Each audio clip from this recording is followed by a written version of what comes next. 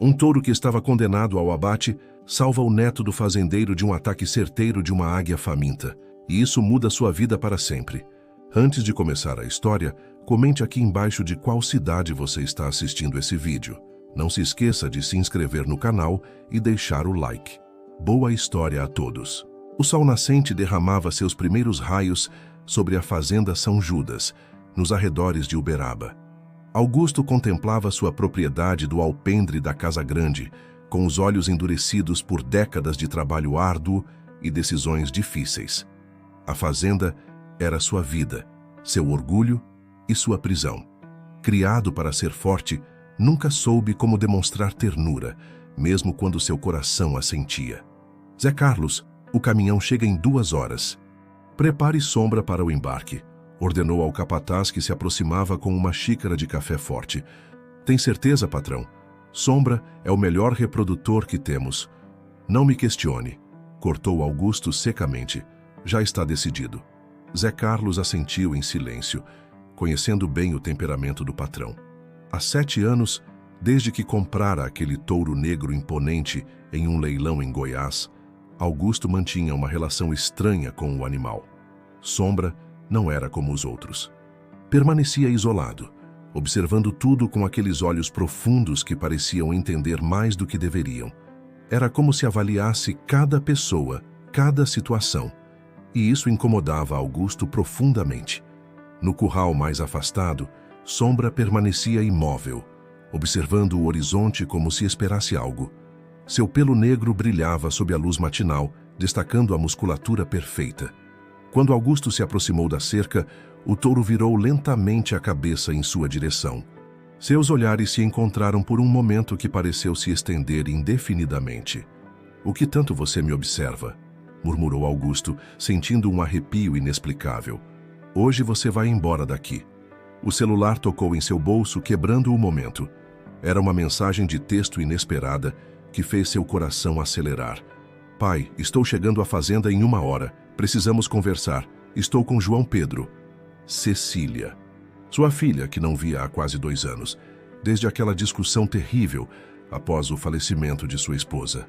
Cecília culpava-o por não ter permitido que a mãe tentasse um tratamento experimental na capital. Ele argumentava que poupara a esposa de sofrimento desnecessário.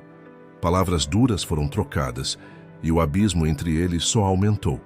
E agora ela estava vindo com João Pedro, o neto que Augusto conhecia apenas por fotos enviadas pela governanta. Um menino de 10 meses que carregava o nome do avô como segundo nome. Talvez a única concessão que Cecília fizera após a ruptura familiar. Augusto guardou o celular, seu rosto uma máscara impenetrável enquanto sua mente fervilhava. Voltou para a Casa Grande com passos firmes, tentando organizar os pensamentos. Ordenou à governanta que preparasse o quarto de hóspedes e o antigo berço que permanecia no sótão, relíquia de um tempo em que a casa era preenchida por vozes infantis. Enquanto a fazenda se agitava com os preparativos para a chegada inesperada, Sombra continuava em seu curral, o olhar fixo na estrada de terra que levava à propriedade. A poucos metros dali, os outros peões começavam a reunir o lote de gado que seria embarcado dentro de algumas horas. O touro negro, porém, permanecia alheio à movimentação, como se aguardasse pacientemente por algo muito mais importante que estava prestes a acontecer. O Range Rover branco levantou poeira na estrada de terra que serpenteava até a sede da fazenda. Cecília respirou fundo antes de desligar o motor. Olhou para o banco traseiro, onde João Pedro dormia tranquilamente em sua cadeirinha. Não havia planejado essa visita, mas algo dentro dela dizia que era o momento certo.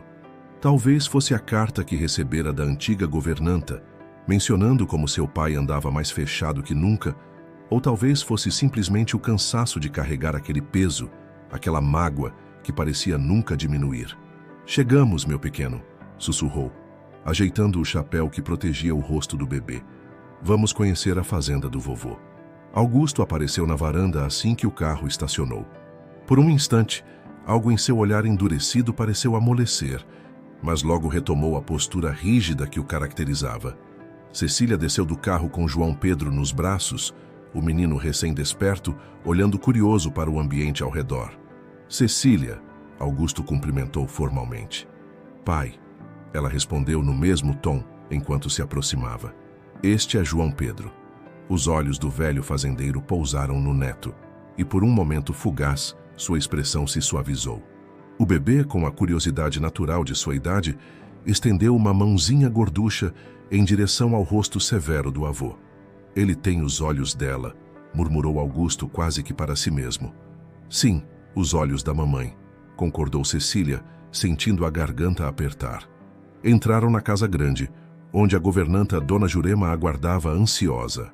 A velha senhora que havia praticamente criado Cecília não conteve as lágrimas ao ver a menina de volta e conhecer o bebê.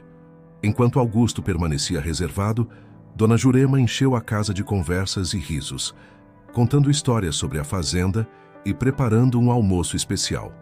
No curral distante, os peões encontravam dificuldades inesperadas com Sombra. O touro, normalmente calmo apesar de seu isolamento, mostrava-se agitado e resistente às tentativas de conduzi-lo para o caminhão. Nunca vi ele assim, comentou Zé Carlos, coçando a cabeça sob o chapéu de palha. Parece que sabe para onde estamos tentando levá-lo. É só um bicho, respondeu Tonho, o peão mais jovem. Vamos dar mais um tempo e tentar de novo antes do caminhão chegar. Deixaram Sombra em seu curral, observando com estranheza como o animal ficava alternadamente agitado e atento, como se escutasse algum som distante, que os humanos não podiam perceber. Na casa, Cecília tentava quebrar o gelo com o pai. Falavam sobre a fazenda, sobre a estiagem que ameaçava a região, sobre qualquer assunto que não tocasse nas feridas do passado. João Pedro, alheio à atenção dos adultos, explorava encantado o novo ambiente, engatinhando pelo tapete da sala, enquanto Dona Jurema o acompanhava de perto. Ele está começando a dar os primeiros passinhos, comentou Cecília, tentando incluir o pai na conversa sobre o neto. Cedo demais, respondeu Augusto. Você só começou a andar com quase 1 ano. Lembra disso? Perguntou Cecília, genuinamente surpresa. Lembro de cada etapa, respondeu ele secamente, levantando-se para atender o telefone que tocava. Enquanto Augusto se afastava para falar ao telefone, Cecília observou pela janela a movimentação no curral distante. Viu os peões tentando conduzir um grande touro negro para o caminhão de embarque que acabara de chegar. Aquele é Sombra? Perguntou a Dona Jurema. Sim, menina. O touro que seu pai comprou naquele leilão em Goiás, lembra? Dizem que veio de uma linhagem especial, mas seu pai nunca foi com a cara dele. Hoje vai para o abate. Abate? Mas ele parece um reprodutor e tanto. Seu pai tem suas razões, disse a governanta, dando de ombros. Diz que o bicho tem um olhar que o persegue. Bobagem, se quer minha opinião. João Pedro soltou uma risada alegre, atraindo a atenção das mulheres. O bebê estava de pé, apoiado no sofá, apontando para a janela que mostrava o curral distante onde Sombra continuava resistindo às tentativas dos peões. O almoço transcorreu em um silêncio apenas quebrado pelos sons alegres que João Pedro fazia enquanto Dona Jurema o alimentava com uma papinha caseira. Augusto observava o neto com um misto de fascínio e estranheza, como se não soubesse exatamente como agir diante daquela criatura que carregava seu sangue. O caminhão está esperando, patrão, informou Zé Carlos aparecendo na porta da sala de jantar. Mas estamos com problema. Sombra não quer de jeito nenhum entrar no compartimento de carga. Use mais homens, respondeu Augusto secamente. Estamos tentando, mas ele nunca deu trabalho assim antes. É como se... Como se o quê? Inquiriu o fazendeiro. Como se soubesse para onde está indo, completou o capataz, constrangido. Cecília observou o semblante do pai endurecer ainda mais. Ele se levantou bruscamente da mesa. Vou resolver isso, anunciou dirigindo-se para a porta. Pai, chamou Cecília, reunindo coragem. Por que mandá-lo para o abate? Parece um animal valioso. Augusto parou, sem se virar. Algumas coisas você não entenderia, Cecília. Há razões que vão além do valor comercial. Quando ele saiu, Cecília entregou João Pedro aos cuidados de Dona Jurema e foi até a varanda. Observou o pai caminhando em direção ao curral distante, sua figura autoritária impondo respeito aos peões que se movimentavam apressados. Algo naquela cena despertou memórias de sua infância. O pai, sempre distante, sempre ocupado com a fazenda, rígido em seus princípios e em sua forma de amar, que mais parecia ausência de sentimento. O céu começou a se transformar. Nuvens escuras se formavam rapidamente, anunciando uma tempestade típica do Cerrado Mineiro. O vento aumentou, fazendo as folhas das mangueiras dançarem freneticamente. João Pedro, fascinado com o movimento, batia palminhas na varanda, protegido pelo beiral. "Vem, menino, vai chover forte", chamou Dona Jurema, estendendo os braços. "Deixe-o um pouco, Jurema", pediu Cecília. "Ele adora ver a natureza, estamos protegidos aqui." O primeiro trovão ecoou ao longe e a agitação no curral aumentou. Sombra, o imenso touro negro parecia ainda mais resistente, recusando-se a entrar no caminhão mesmo com vários peões tentando conduzi-lo.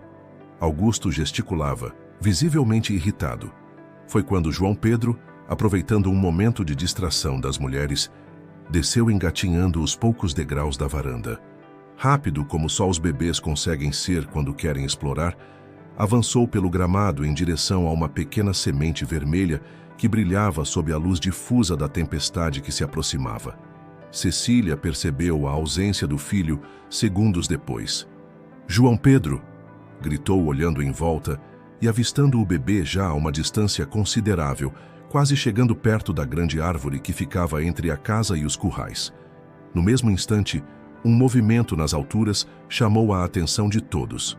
Uma grande águia cinzenta, provavelmente empurrada pela tempestade que se formava, circulava abaixo, seus olhos predadores fixos no pequeno ser humano que se movia sozinho pelo gramado.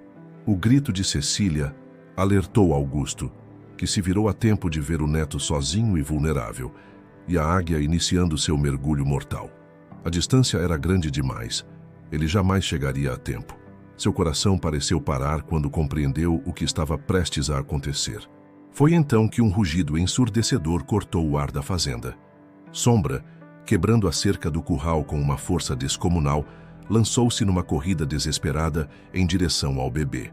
O tempo pareceu desacelerar enquanto todos observavam, paralisados, a cena inacreditável que se desenrolava. O imenso touro negro correndo não para atacar, mas para proteger.